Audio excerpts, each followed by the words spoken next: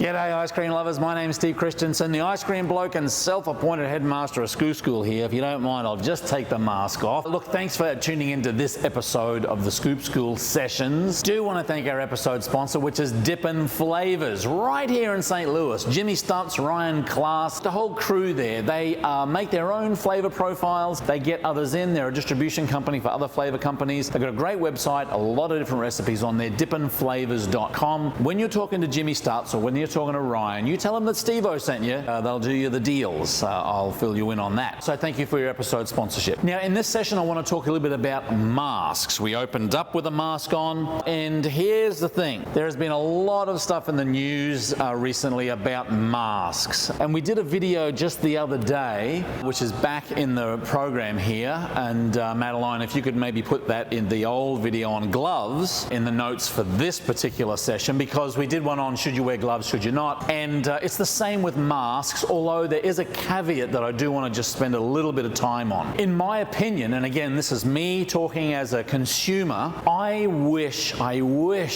that retailers, regardless of whether they are an international, regional, local, grocery, big box store, whatever, please put a sign on your door, put a sign on your windows, put a sign on your website that explains to people that you need them to wear a mask when they come in. Now, it goes back to now whether your health department, whether your state, city, county recommends that or not. If it is mandated by the state or the county health department that you list those regulations, sure, go ahead and do that.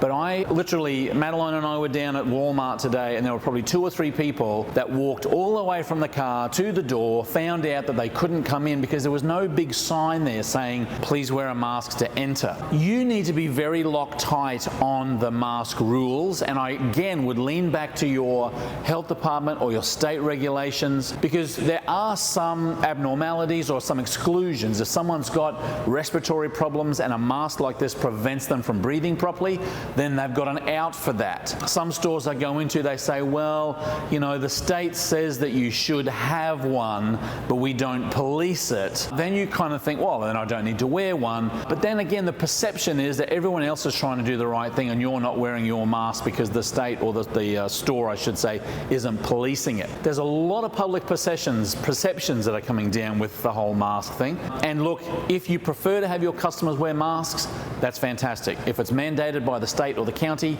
that's great. Please do yourself a favor. Put a big sign in the door, masks, please. That way, if someone's just driving past, they don't have a mask, they're not going to park, lock up the car, walk all the way up to the door to find out that you require a mask. It's relatively simple communication. I think that everyone's frustrated right now. People don't want to wear gloves, people want to wear masks, but people also want to do the right thing. So make it nice and easy. Put a nice big sign on your front door, on your website, in your windows, please, masks required, or masks please, and that way you'll find that you'll get less frustration. And look, if things open up a little bit, which I'm sure they're going to soon, this may be a thing of the past. But in the meantime, a nice clear message, clear communication. This is what our store is doing to help keep you safe. This is what you can do as a customer to help our staff members and our employees be safe. I hope that makes sense.